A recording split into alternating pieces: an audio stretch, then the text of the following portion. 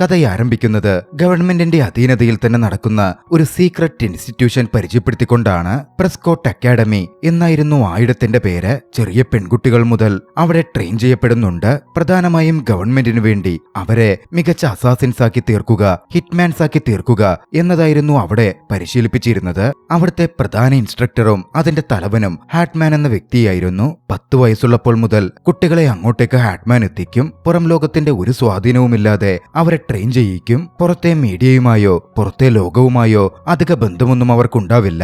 വളരെ കുട്ടിയായിരിക്കുമ്പോൾ മുതൽ കൊണ്ടുവരുന്ന കുട്ടികളെ അപ്പോൾ മുതൽ പരിശീലിപ്പിക്കും. ചില കുട്ടികൾ 3 വയസ്സാവുമ്പോൾ മുതൽ തോക്കെടുത്ത് വെടിയുതിർക്കാൻ ആരംഭിക്കും. 5 വയസ്സുള്ളപ്പോൾ സ്പോർട്സ് കാറുകൾ അടക്കം അവരെ ഓടിപ്പിക്കാൻ പരിശീലിപ്പിക്കും. ഒരു കൊല്ലം കൊണ്ട് ഹൈസ്പീഡ് കാർ ചേസിൽ വരെ വിജയിക്കാൻ തക്കവണ്ണം പ്രാക്ടീസ് അവർ നേടിയെടുത്തിരിക്കും. ഓരോ ദിവസവും വിവിധതരം ആയോധന കലകളായിരുന്നു അവർക്ക് ട്രെയിൻ ചെയ്ത് കൊടുത്തുകൊണ്ടിരുന്നത്. ഒരു ടീനേജർ പ്രായമൊക്കെ ആവുമ്പോഴേക്കും അവരൊരു കില്ലിംഗ് മെഷീൻ തന്നെ ആയിട്ടുണ്ടാകും. ആർക്കും സംശയം തോന്നാതെ ഗവൺമെന്റിന്റെ ആവശ്യങ്ങൾക്ക് വേണ്ടി അവർ ഉപയോഗിക്കപ്പെടും. ടാർഗറ്റ് പറഞ്ഞു കൊടുക്കുന്നവരെ അവർ വകവരുത്തും. ഹാറ്റ്മാൻ അവരെ പഠിപ്പിച്ച ആദ്യത്തെ റൂൾ എന്ന് പറയുന്നത് ആരുമായും ഒരു അറ്റാച്ച്മെന്റും ഉണ്ടാക്കരുത് എന്നതായിരുന്നു. ട്രെയിൻ ചെയ്യപ്പെടുന്ന പെൺകുട്ടികൾക്ക് പരസ്പരം പരിചയപ്പെടാനും സംസാരിക്കാനുമുള്ള അവസരം പോലും ഉണ്ടായിരുന്നില്ല.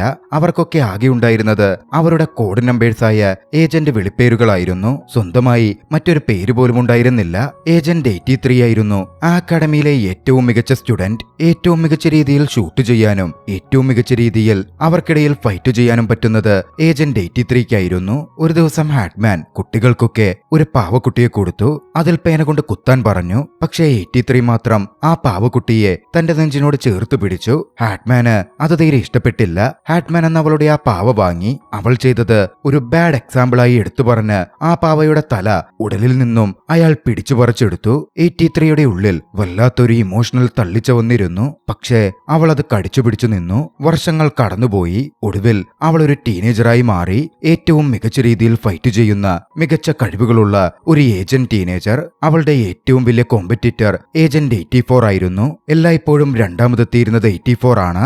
അവർ തമ്മിൽ ഒരു മത്സരം തന്നെ ഉണ്ടായിരുന്നു. ഒരേ ഏജൻസിയിലല്ലായിരുന്നു അവർ വർക്ക് ചെയ്തിരുന്നതെങ്കിൽ 84 തന്റെ ഉള്ളിലെ ദേഷ്യം വെച്ച് 83യെ പണ്ടേ കൊലപ്പെടുത്തിയേനെ. അവളുടെ ക്ലാസ്സിൽ ആദ്യമായി പുറത്ത് മിഷൻ അയക്കപ്പെട്ടത് 83 ആയിരുന്നു. 83യെ അതിനുവേണ്ടി തിരഞ്ഞെടുത്തപ്പോ 84 അത്ര രസിച്ചില്ല.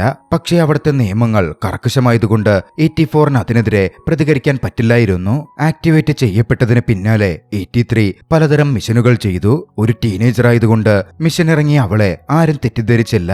അവൾക്ക് കൊടുത്ത മിഷൻസ് ഒക്കെ അവൾ മികച്ച രീതിയിൽ പൂർത്തിയാക്കിക്കൊണ്ടിരുന്നു. ഒരിക്കൽ അവൾക്ക് കിട്ടിയ മിഷനിൽ അവൾ പുറത്തു വന്നപ്പോൾ ഒരു ടാർഗറ്റിനെ സ്പൈ ചെയ്യുകയായിരുന്നു. അപ്പോഴാണ് അവിടെ ഒരു പാർട്ടി നടക്കുന്നത് അവൾ കണ്ടത്. ടീനേജേഴ്സായ പെൺകുട്ടികളും മറ്റും ഡാൻസ് ചെയ്യുകയും പാട്ടുപാടുകയും ഒക്കെ ചെയ്യുന്നത് കണ്ടപ്പോൾ തന്റെ ലൈഫ് ഒരിക്കലും ഒരു നോർമൽ രീതിയിലുള്ള ലൈഫല്ല എന്ന് 83 തിരിച്ചറിഞ്ഞു. തന്റെ ചൈൽഡ്ഹുഡ് തനിക്ക് നഷ്ടപ്പെട്ടു കഴിഞ്ഞു. തന്റെ ടീനേജ് ഇയേഴ്സും അത്തരത്തിൽ നശിപ്പിക്കരുത് എന്ന് അവൾക്ക് തോന്നി. അടുത്ത അവസരം കിട്ടിയാൽ അവിടെ നിന്ന് രക്ഷപ്പെടാൻ 83 തീരുമാനിച്ചു. പക്ഷേ അതിനു മുമ്പ് നോർമൽ ടീനേജ് പെൺകുട്ടികളുടെ ജീവിതം എങ്ങനെയാണ് എന്നവൾക്ക് മനസ്സിലാക്കണം. അതോടെ അവൾ അതിനുള്ള ശ്രമം ആരംഭിച്ചു. ടീനേജ് സിനിമകളും മറ്റും കണ്ടിട്ടായിരുന്നു അവൾ അതിന് ശ്രമിച്ചുകൊണ്ടിരുന്നത്. ഒപ്പം കുറെ ബുക്കുകളും വായിച്ചു.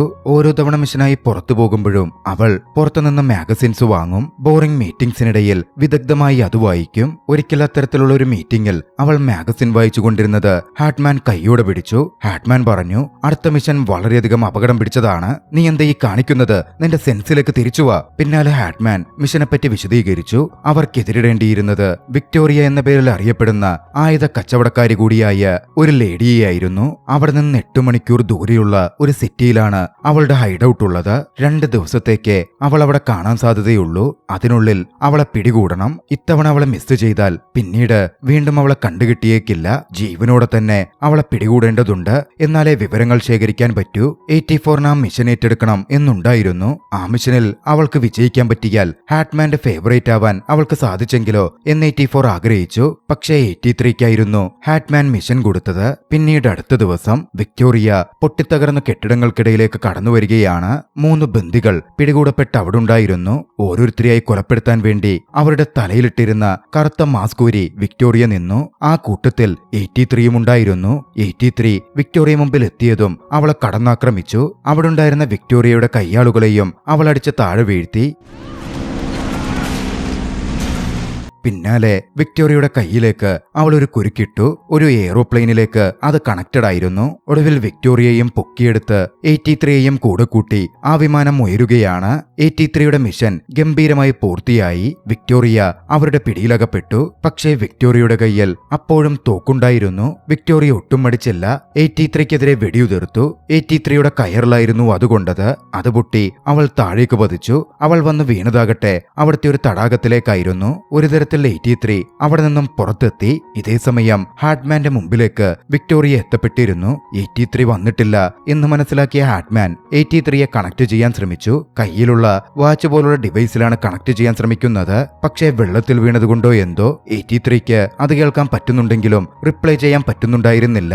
അതിൽ നിന്ന് രക്ഷപ്പെടാനുള്ള തന്റെ പ്രധാനപ്പെട്ട അവസരമായി 83 അതിനെ നോക്കിക്കണ്ടു. ആ വാച്ച് വലിച്ചെറിഞ്ഞ് പഴയ ജീവിതം പിന്നിലുപേക്ഷിച്ച് ഇൻസ്റ്റിറ്റ്യൂഷന്റെ ഭാഗമായി നിൽക്കാതെ അവിടെ നിന്ന് രക്ഷപ്പെടാൻ അവൾ ഉറച്ചു തീരുമാനിച്ചു. ഹാർട്ട്മാൻ വിഷ്വൽസും മറ്റും കിട്ടാനൊക്കെ ശ്രമിച്ചെങ്കിലും 83യെ പറ്റി ഒന്നും തന്നെ കിട്ടുന്നുണ്ടായിരുന്നില്ല.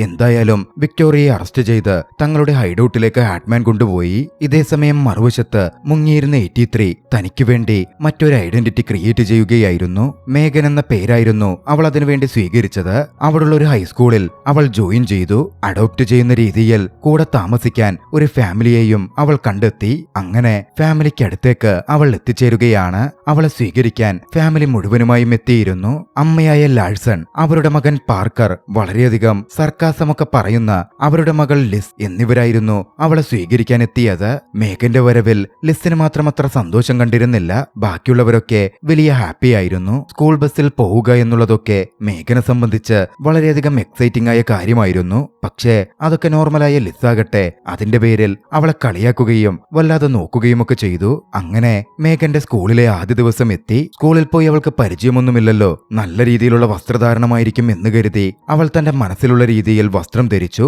അതാണെങ്കിൽ ഏവരും നോക്കി ചിരിക്കുന്ന തരത്തിലേക്കുള്ള ഒരു വസ്ത്രധാരണമായി പോയിരുന്നു. അന്ന് സ്കൂളിലെ ശ്രദ്ധാകേന്ദ്രമായി അവൾ മാറി. സ്കൂളിലെ പ്രധാന പുള്ളിയായ ഗൂച്ച് എന്ന പയ്യനാകട്ടെ അവളുടെ അടുത്തെത്തി അവളെ കളിയാക്കുകയും കൊള്ളാലോടെ നീ എന്ന മട്ടിൽ ഒരു വഷളൻ പറച്ചിൽ പറയുകയും ചെയ്തു. അവളുടെ അവസ്ഥ ലിസ് നോക്കി കണ്ടു. വളരെയധികം പാറ്റേൺസ് ഒക്കെയുള്ള വസ്ത്രമായിരുന്നു അവൾ ധരിച്ചിരുന്നത്. ലിസ് സ്കൂളിൽ സൂക്ഷിച്ചിട്ടുള്ള തന്റെ ഒരു ജോഡി വസ്ത്രമെടുത്ത് അവൾക്ക് കൊടുത്തു. ഇത് ധരിച്ചോ, ആരും കളിയാക്കില്ലെന്ന് പറഞ്ഞു. അങ്ങനെ മോർണിംഗ് അസംബ്ലിയുടെ സമയമായി. പുതുതായുള്ള ജോയിനിയാണല്ലോ. അസംബ്ലിയുടെ മുമ്പിൽ വന്ന് എല്ലാവരോടും മേഘന് സംസാരിക്കണമായിരുന്നു. പോരാത്തതിന് അവളിപ്പോൾ ഒരു ഫോറിൻ എക്സ്ചേഞ്ച് സ്റ്റുഡന്റ് കൂടിയാണ്. അന്നവൾ സ്റ്റേജിലേക്ക് കയറാൻ നിൽക്കുമ്പോഴാണ് റോജർ എന്നു പേരുള്ള ഒരു പയ്യനെ അവൾ പരിചയപ്പെടുന്നത്. റോജർ സ്കൂൾ ബാൻഡിന്റെ ഭാഗമായിരുന്നു. ഓഡിയോ വിഷ്വൽ എക്യുപ്മെന്റ്സ് ഒക്കെ കൈകാര്യം ചെയ്യുന്നത് അവനാണ്. മുമ്പ് കണ്ട സിനിമകളും മറ്റു കാര്യങ്ങളും ഒക്കെ വെച്ച് അവനൊരു ഒറ്റബുദ്ധിക്കാരനാണ്, ഒരു ഇൻട്രോവേർട്ടാണ് എന്നവളങ്ങ് ഊഹിക്കുകയാണ്. ഒടുവിൽ മേഘൻ വേദിയിലെത്തി എല്ലാവരോടുമായി സംസാരിച്ചു. പക്ഷേ കുട്ടികളാകട്ടെ ഓരോ പേര് വിളിച്ച് അവളെ കളിയാക്കുകയും ഇൻസൾട്ട് ചെയ്യുന്ന പോലെ സംസാരിക്കുകയും ഒക്കെ ചെയ്യുന്നുണ്ടായിരുന്നു. അധികം വൈകാതെ കുട്ടികൾ ഒന്നടങ്കം അവൾ വന്ന കാനഡയിലേക്ക് തന്നെ അവളോട് തിരികെ പൊക്കോളൂ എന്ന് പറഞ്ഞ് ഒച്ചപ്പാടുണ്ടാക്കാൻ തുടങ്ങി. ബഹളം കൈവിടുന്ന കണ്ടതും സ്കൂൾ ബാൻഡിലെ പ്രധാന മെമ്പർ ക്യാഷ് അങ്ങോട്ടേക്ക് കടന്നു കയറി. ക്യാഷ് പിന്നാലെ അവിടെ മനോഹരമായി ഒരു സോങ് പ്ലേ ചെയ്യാൻ ആരംഭിച്ചു. സ്കൂളിലെ തന്നെ ഏറ്റവും പോപ്പുലർ പയ്യനായിരുന്നു ക്യാഷ്. പല കുട്ടികളും അവന്റെ ഫാനായിരുന്നു. മേഘനും അവനിൽ ആദ്യ കാഴ്ചയിൽ തന്നെ അട്രാക്റ്റഡ് ആയി. അങ്ങനെ ലഞ്ച് സമയം എത്തി. അവൾ ഭക്ഷണം എടുത്തു വരുമ്പോ സ്കൂളിലെ ചില ചിയർ ലീഡേഴ്സ് തങ്ങളുടെ കൂടെ ഇരുന്ന് കഴിക്കാൻ അവളെ ക്ഷണിച്ചു. പക്ഷേ അവൾ മുമ്പ് കണ്ട മാഗസിനിലും സിനിമകളിലുമൊക്കെ ചിയർ ലീഡേഴ്സ് ഒക്കെ പൊതുവെ വില്ലത്തികളായിട്ടായിരുന്നു വന്നിരുന്നത്. അവരും അതുപോലെ പ്രശ്നക്കാരായിരിക്കും എന്ന് ചിന്തിച്ച് താനില്ലെന്ന് പറഞ്ഞ് അവൾ മാറിയിരുന്നു. അന്നവൾക്ക് ബയോളജി ക്ലാസ് ഉണ്ടായിരുന്നു. അവിടെ വെച്ച് വീണ്ടും അവൾ റോജറെ കാണുകയാണ്. റോജറും അവളും പെട്ടെന്ന് തന്നെ സുഹൃത്തുക്കളായി മാറി. റോജറിന് അവളെ ഇഷ്ടപ്പെട്ടിട്ടുണ്ട് എന്നവന്റെ പെരുമാറ്റത്തിൽ നിന്നും വ്യക്തമായിരുന്നു. പക്ഷേ അവളുടെ ശ്രദ്ധയാകട്ടെ മുഴുവനായും ക്യാഷ് എന്ന പോപ്പുലർ പയ്യനിലായിരുന്നു. എന്തായാലും അടുത്ത ദിവസം ലാബിൽ ക്യാഷിന്റെ പാർട്ണർ ആവാനുള്ള അവസരം മേഘന് വന്നു ചേർന്നു. ആ സമയത്ത് മറ്റു പല പെൺകുട്ടികളും വന്ന് അവളോട് ആസ്ഥാനത്ത് നിന്ന് മാറാനും തങ്ങൾക്ക് ക്യാഷിന്റെ പാർട്ണർ ആവണം എന്നുമൊക്കെ ആവശ്യപ്പെടുന്നുണ്ടായിരുന്നു. പക്ഷേ മേഘൻ അതിന് തയ്യാറായില്ല. പിന്നീട് രണ്ടു കുട്ടികൾ മേഘന്റെ അടുത്ത് വന്നു. സ്കൂളിൽ മാസ്കോട്ട് കോസ്റ്റ്യൂം ധരിച്ച് പ്രോഗ്രാമിനെത്തുന്നവരെ ക്യാഷിന് വളരെ ഇഷ്ടമാണ് എന്നാ പെൺകുട്ടികൾ അവളോട് പറഞ്ഞു. അതിനുവേണ്ടി തയ്യാറാവുമോ എന്നും ചോദിച്ചു. പാവം മേഘൻ അത് കേട്ട് തെറ്റിദ്ധരിക്കുകയായിരുന്നു. അവർ തന്നെ കൊടുക്കാൻ ശ്രമിക്കുന്നതാണ് എന്നവൾ തിരിച്ചറിഞ്ഞതേയില്ല. സ്കൂളിലെ മാസ്കോട്ട് ആവാനുള്ള ഓഡീഷനിൽ അവൾ പങ്കെടുത്തു. അതിലവൾ തിരഞ്ഞെടുക്കപ്പെടുകയും ചെയ്തു. അടുത്ത പ്രാക്ടീസ് സെഷൻ മുതൽ അവളോട് ജോയിൻ ചെയ്യാനും ഇൻസ്ട്രക്ടർ ആവശ്യപ്പെട്ടു. അങ്ങനെ മാസ്കോട്ടിന്റെ ട്രെയിനിങ് നടക്കുകയാണ്. മാസ്കോട്ട് കോസ്റ്റ്യൂമിലുള്ള അവളെ തട്ടിക്കൊണ്ടുപോവാൻ കുറച്ച് പയ്യന്മാരെത്തി. മാസ്ക് ഒക്കെ ധരിച്ചിട്ടായിരുന്നു അവരുടെ വരവ്. അതൊക്കെ പ്ലേയുടെ ഭാഗമാണ്. പക്ഷെ അവൾക്കത് അറിയില്ലല്ലോ. തന്റെ സ്കില്ലുകൾ ഉപയോഗിച്ച് തന്നെ ആക്രമിക്കാൻ വന്നവരെ അവൾ എതിരിട്ട് കീഴ്പ്പെടുത്തി. കുട്ടികളൊക്കെ അത് കണ്ട് അതിശയിച്ചിരുന്നു. മാസ്ക് വെച്ച ആ പയ്യന്മാർ ഹാറ്റ്മാൻ തന്നെ പിടികൂടാൻ അയച്ചവരായിരിക്കും എന്നായിരുന്നു അവൾ ആദ്യം ചിന്തിച്ചത്. പക്ഷേ പിന്നീടാണ് വ്യക്തമായത് അവരും പ്രശ്നക്കാർ തന്നെയായിരുന്നു. റൈവൽ കോളേജിലെ മെമ്പേഴ്സ് ആണ്. സ്കൂളിൽ പ്രശ്നമുണ്ടാക്കാൻ വന്നതായിരുന്നു. പക്ഷെ അപ്പോഴേക്കും അവിടെ നടന്ന കാര്യങ്ങളൊക്കെ കുട്ടികൾ വീഡിയോയിൽ പകർത്തിയിരുന്നു. അവർ ഇന്റർനെറ്റിലും മറ്റുമായി അത് അപ്ലോഡ് ചെയ്തു. ഇതേസമയം മറുവശത്ത് ഹാറ്റ്മാൻ വിക്ടോറിയയുടെ ഇൻട്രോഗേഷൻ തുടരുകയാണ്. ചെറിയ കുട്ടികളെ കൊണ്ടുവന്ന് അവരുടെ ചൈൽഡ്ഹുഡും ഒക്കെ നശിപ്പിച്ച് ഇങ്ങനെ ചെയ്യുന്നതൊട്ടും നല്ല കാര്യമല്ല എന്ന് വിക്ടോറിയ ഹാറ്റ്മാനോട് പറഞ്ഞു. ഞാനിത് നല്ലൊരു കാര്യത്തിന് വേണ്ടിയാണ് നടത്തുന്നത് എന്നായിരുന്നു ഹാറ്റ്മാന്റെ മറുപടി. അവിടെ വെച്ച് 84നെ വിക്ടോറിയ നോക്കിക്കണ്ടിരുന്നു. 84ൽ വിക്ടോറിയക്ക് വല്ലാതെ ഇൻട്രസ്റ്റ് തോന്നി. അവളെ വെച്ച് അവിടെ നിന്ന് രക്ഷപ്പെടണം എന്ന് വിക്ടോറിയ പദ്ധതിയിട്ടു. ആ വീഡിയോ വൈറലായതോടെ അവളുടെ ആക്ഷൻ സ്കില്ലുകളും സ്റ്റെൻഡിംഗ് സ്കില്ലുകളും ഒക്കെ കണ്ട് കുട്ടികൾ അവളുടെ ഫാൻ ആവാൻ തുടങ്ങിയിരുന്നു. ഒറ്റ രാത്രി കൊണ്ട് അവൾ സ്കൂളിൽ പോപ്പുലറായി. എന്തിനേറെ പറയുന്നു, ക്യാഷ് പോലും അവളുടെ അടുക്കൽ അങ്ങോട്ട് ചെന്ന് സംസാരിച്ചു. അന്നത്തെ ക്ലാസ് കഴിഞ്ഞുള്ള ബാൻഡ് പ്രാക്ടീസിന് അവളെ ക്ഷണിച്ചു. അങ്ങനെ അന്ന് വൈകുന്നേരം ക്യാഷ് ക്ഷണിച്ചിടത്തേക്ക് അവൾ ചെല്ലുകയാണ്. അവൾ എത്തുമ്പോൾ റോജർ അവിടെ ഉണ്ടായിരുന്നു. ക്യാഷ് ക്ഷണിച്ചിട്ട് വന്നതാണ് എന്നവൾ റോജറിനോട് പറഞ്ഞു. സംസാരത്തിൽ അവളുടെ പേഴ്സണാലിറ്റി റോജറിന് നന്നായി ഇഷ്ടപ്പെട്ടിരുന്നു. തങ്ങൾ തമ്മിൽ ഒരുപാട് സാമ്യമുള്ളതായി റോജർ മനസ്സിലാക്കി. പക്ഷേ മേഘനാകട്ടെ ക്യാഷിനെ ഇഷ്ടപ്പെട്ട് ക്യാഷിന്റെ പിന്നാലെ തന്നെ നിൽക്കുകയായിരുന്നു. വൈകാതെ മേഘന് ഒരു പാർട്ടിക്ക് ഇൻവിറ്റേഷൻ കിട്ടി. സ്കൂൾ ബുള്ളിയായ ഗോച്ചു കൊടുക്കുന്ന പാർട്ടിയായിരുന്നു അത്.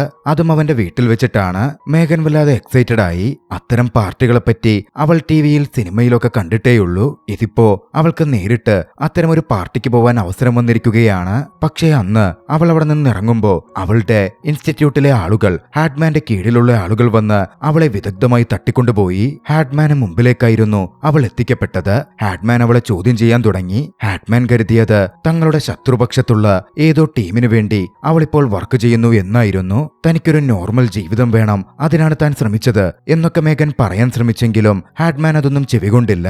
ഒടുവിൽ ഹാറ്റ്മാൻ സത്യം പറയാനുള്ള മരുന്ന് അവളുടെ ശരീരത്തിൽ കുത്തിവെച്ചു. പിന്നാലെ ചോദ്യങ്ങൾ ചോദിച്ചു.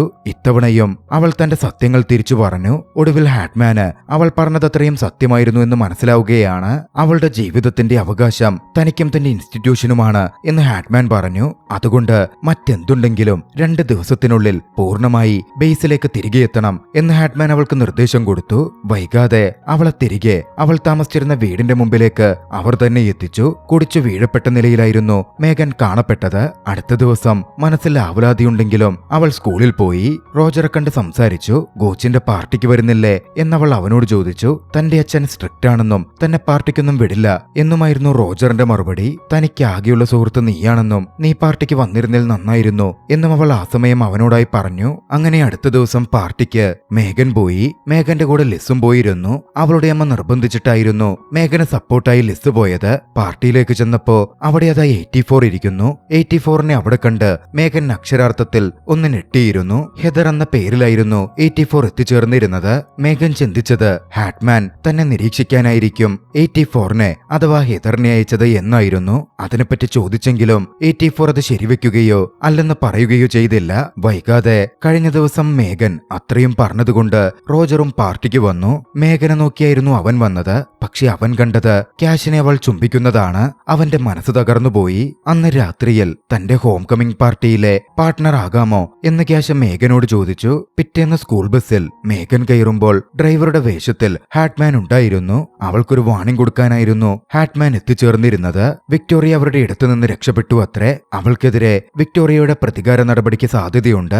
അവൾ സൂക്ഷിക്കണം. എത്രയും പെട്ടെന്ന് ബേസിലേക്ക് മടങ്ങിയെത്തുകയും വേണം. പക്ഷേ താനിനി അങ്ങോട്ടേക്ക് മടങ്ങിയെത്തില്ല എന്ന് പറഞ്ഞ മേഘൻ പുറത്തു കടന്നു. അന്ന് ലെസ്സിനൊപ്പമായിരുന്നു മേഘൻ സ്കൂളിലേക്ക് പോയത്. കാർ ഡ്രൈവ് ചെയ്ത് അവർ മുമ്പോട്ട് പോകുമ്പോ മാസ്ക് വെച്ച ഒരു അസാസിൻ അവരെ ആക്രമിക്കാൻ ശ്രമിക്കുകയാണ്. പെട്ടെന്ന് അവർ ഒഴിഞ്ഞുമാറി. പിന്നീട് ഒരു ചേസ് നടന്നു. ആ സമയത്ത് താൻ ആരായിരുന്നു എന്തായിരുന്നു എന്ന കാര്യം മേഗൻ ലിസിനോട് പറഞ്ഞു. ലിസ് ഞെട്ടിപ്പോയിരുന്നു. ഒടുവിൽ ഒരു ജങ്ക്യാർഡിലേക്ക് അവരുടെ കാർ ഇടിച്ചു കയറി നിന്നു. അസാസിന്റെ കാറും അങ്ങോട്ടേക്ക് വന്ന് ഇടിച്ചു കയറിയിരുന്നു. മേഗൻ ഇറങ്ങിച്ചെന്ന് ആ കാറിൽ നോക്കി. അസാസിൻ മിസ്സിംഗ് ആണ്. പക്ഷെ അവിടെ ഉണ്ടായിരുന്ന പെർഫ്യൂമിൽ നിന്നും തന്നെ ആക്രമിച്ചത് 84 ആണ്, അഥവാ ഹെതറാണ് എന്ന കാര്യം മേഗൻ മനസ്സിലാക്കിയിരുന്നു. പരിക്കേറ്റ ലിസ് ആശുപത്രിയിലായി. മേഗൻ ആശുപത്രിയിൽ ലിസിനെ സന്ദർശിച്ചു. താൻ ഇവിടെ തുടർന്നാൽ മറ്റുള്ളവർക്കും പലതരം അപകടങ്ങൾ ഉണ്ടാവുമെന്നും താൻ തിരിച്ചു പോകുന്നതാണ് നല്ലത് എന്നും മേഗൻ അവളോടായി പറഞ്ഞു. ഫാമിലിയെ ഉപേക്ഷിച്ച് അങ്ങനെ പോകുന്നത് ശരിയല്ല എന്നായിരുന്നു ലിസിന്റെ അഭിപ്രായം. പിന്നീട് അങ്ങോട്ടേക്ക് മേഗനും ലിസും വളരെയധികം കമ്പനിയായി.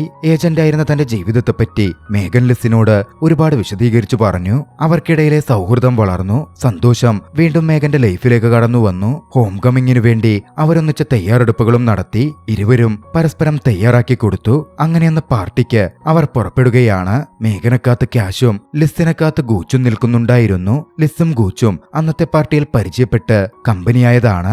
അങ്ങനെ പാർട്ടിയിൽ ക്യാഷിനൊപ്പം മേഗൻ സമയം ചെലവഴിക്കാൻ തുടങ്ങി. പക്ഷെ വളരെ പെട്ടെന്ന് തന്നെ ക്യാഷിന്റെ സ്വഭാവം ലിസിന് മനസ്സിലായി. സ്കൂളിൽ പോപ്പുലറായി നിൽക്കുക എന്നത് മാത്രമാണ് ക്യാഷിന്റെ ആവശ്യം. അവൾ പോപ്പുലറായപ്പോൾ അവളെ അവൻ കൂടെ കൂട്ടി. ക്യാഷ് അവളെ അധികം മൈൻഡ് ചെയ്യുകയോ സംസാരിക്കുകയോ ഒന്നും ചെയ്യുന്നുണ്ടായിരുന്നില്ല. അതോടെ അവനെ ഉപേക്ഷിച്ച് മേഗൻ അവിടെ നിന്നു മാറി. റോജറിനെ നോക്കി. റോജറിനെ കണ്ട് അവനടുത്തെത്തി തന്റെ കൂടെ ഡാൻസ് ചെയ്യാമോ എന്ന് ചോദിച്ചു. തനിക്ക് പറ്റില്ലെന്നായിരുന്നു അവന്റെ മറുപടി. അന്ന് അവനൊപ്പം ഡാൻസ് ചെയ്യാൻ ഹെതർ അഥവാ 84 എത്തിച്ചേർന്നിരുന്നു. 84 ആണ് തന്റെ പാർട്ട്ണർ എന്ന മട്ടിൽ അവൻ മേഗൻ അവളെ പരിചയപ്പെടുത്തി. റോജർ തന്റെ ആളാണ് എന്ന് പറഞ്ഞ് മേഗൻ ഹെതറിനോട് വഴക്കിടാൻ തുടങ്ങി. അതവർക്കിടയിലേക്ക് ഒരു ഫൈറ്റ് കൊണ്ടുവരികയാണ്. ശക്തമായ ഏറ്റുമുട്ടൽ നടന്നു. പാർട്ടിക്ക് വേണ്ടി തയ്യാറാക്കി വെച്ചിരുന്ന പല സാധനങ്ങളും അവരുടെ ഫൈറ്റിൽ നശിച്ചു. ഒടുവിൽ ഫൈറ്റ് ചെയ്ത് അവർ കിച്ചണിലേക്ക് എത്തി. മേഗനെ കൊല്ലാൻ ഹെതർ തയ്യാറെടുത്ത് നിൽക്കുകയായിരുന്നു. മേഗൻ മറഞ്ഞിരിക്കുകയാണ്. ഈ സമയം അത് മനസ്സിലാക്കി ലിസ് അങ്ങോട്ടേക്ക് കടന്നു ചെന്നു. ഹെതറിന്റെ കാലിൽ ഒരു സ്റ്റിക്ക് കൊണ്ട് ഒരു കുത്തു കൊടുത്തു. അവസരം മുതലെടുത്ത് മേഗനും കടന്നു വന്ന് ഹെതറിനെ അടിച്ചു വീഴ്ത്തി. അവിടെ നിന്ന് രക്ഷപ്പെട്ട് ലിസും മേഗനും വീട്ടിലേക്കെത്തുകയാണ്. അവിടെ എത്തിയപ്പോൾ അവർ കണ്ട കാഴ്ച അവരെ ഞെട്ടിക്കുന്നതായിരുന്നു. വിക്ടോറിയയും സംഘവും എത്തി കുടുംബത്തെ ഒന്നാകെ ബന്ദികളാക്കി വെച്ചിരിക്കുകയാണ്. ഒരവസരത്തിൽ മേഗൻ അവർക്കെതിരെ ഫൈറ്റ് ചെയ്തു. പക്ഷേ ലിസിനെ അവർ ബന്ദിയാക്കിയതോടെ മേഗന് കീഴ്പ്പെടേണ്ടി വന്നു. തന്റെ പ്രവൃത്തി ഫാമിലിക്ക് ദോഷം വരുത്തുമോ എന്ന ഭയം അവളെ അടക്കി. അപ്പോഴും ഹാറ്റ്മാൻ വന്ന് തന്നെ രക്ഷിക്കും എന്നൊരു പ്രതീക്ഷ അവളുടെ ഉള്ളിലുണ്ടായിരുന്നു. അവളത് വിക്ടോറിയയോട് പറയുകയും ചെയ്തു. പക്ഷേ വിക്ടോറിയ ചിരിക്കുകയായിരുന്നു ചെയ്തത്. പിന്നാലെ പറഞ്ഞു, നിനക്കറിയാമോ, നിങ്ങളുടെ ഇൻസ്റ്റിറ്റ്യൂട്ടിലെ ആദ്യത്തെ പെൺകുട്ടി ഞാനായിരുന്നു. Agent number 1. നിന്നെപ്പോലെ തന്നെ നല്ലൊരു ജീവിതത്തിന് വേണ്ടിയാ ഞാൻ അക്കാഡമി വിട്ട് പുറത്തു ചാടിയത്. മേഗനെ വിക്ടോറിയ ഒരു 1-on-1 ഫൈറ്റിന് ക്ഷണിച്ചു. അവരിരുവരും ഏറ്റുമുട്ടി. പക്ഷേ വിക്ടോറിയ എളുപ്പത്തിൽ അവളെ പരാജയപ്പെടുത്തി കളഞ്ഞു. തൊട്ടു പിന്നാലെ അങ്ങോട്ടേക്ക് തന്റെ ആളുകളുമായി ഹാറ്റ്മാൻ എത്തിയിരുന്നു. മേഗനെ രക്ഷിക്കാനും വിക്ടോറിയയെ പിടിക്കാനും വേണ്ടിയായിരുന്നു അത്. കടന്നുവന്ന ഹാറ്റ്മാൻ വിക്ടോറിയയെ ട്രാൻക്വലൈസർ ഗണ്ണുപയോഗിച്ച് കീഴ്പ്പെടുത്തി. താൻ സുരക്ഷിതയായതോടെ മേഗന് സമാധാനമായിരുന്നു. മേഗൻ ഹാറ്റ്മാനെ കെട്ടിപ്പിടിച്ചു. തന്റെ കൂടെ ബേസിലേക്ക് മടങ്ങാൻ ഹാറ്റ്മാൻ അവളോടായി പറഞ്ഞു. അവളും അതിന് തയ്യാറായിരുന്നു. പക്ഷേ ഹാറ്റ്മാൻ തന്നെ അവൾക്ക് ഒരു ഓഫർ വെച്ചു. പുറം ലോകത്ത് ജീവിച്ചുകൊണ്ട് തന്നെ അവർക്ക് വേണ്ടി ജോലി നോക്കുക. മേഗനും സന്തോഷമായിരുന്നു. പ്രസ്കോട്ട് അക്കാഡമിയിലെ ഹെലികോപ്റ്റർ ഉപയോഗിച്ച് അവിടെ നിന്ന് പുറപ്പെട്ട മേഗൻ വീട്ടിലേക്ക് പോവുകയായിരുന്ന റോജറെ വഴിയിൽ തടഞ്ഞു നിർത്തി. പിന്നാലെ അവൻ അടുത്തെത്തി താൻ ആരാണെന്നും എന്താണെന്നും പറയുകയും അവനോട് തനിക്കുള്ള ഫീലിംഗ്സ് തുറന്നു വ്യക്തമാക്കുകയും ചെയ്തു. അവളെ മനസ്സിലാക്കാൻ റോജറിന് സാധിക്കുമായിരുന്നു. റോജർ അവളെ ചുംബിച്ചു. തനിക്കൊപ്പം ഹെലികോപ്റ്ററിൽ യാത്ര ചെയ്യാൻ അവൾ അവനെ ക്ഷണിച്ചു. അവരൊന്നിച്ച് യാത്ര തുടരുന്നിടത്ത് ചലച്ചിത്രം അവസാനിക്കുകയാണ്. രസകരമായ ചലച്ചിത്രം നിങ്ങൾക്കിഷ്ടമായെങ്കിൽ വീഡിയോ ലൈക്ക് ചെയ്യുക. അഭിപ്രായങ്ങളും നിർദ്ദേശങ്ങളും കമന്റുകളിൽ രേഖപ്പെടുത്തുക. കഴിയുമെങ്കിൽ ചാനൽ സബ്സ്ക്രൈബ് ചെയ്തും കൂട്ടുകാർക്ക് ഷെയർ ചെയ്തു കൊടുത്തും ഞങ്ങളെ സപ്പോർട്ട് ചെയ്യുക. അടുത്ത എപ്പിസോഡിൽ മറ്റൊരു മികച്ച ചലച്ചിത്രവുമായി നമുക്ക് കണ്ടുമുട്ടാം. അതുവരെ ബൈ.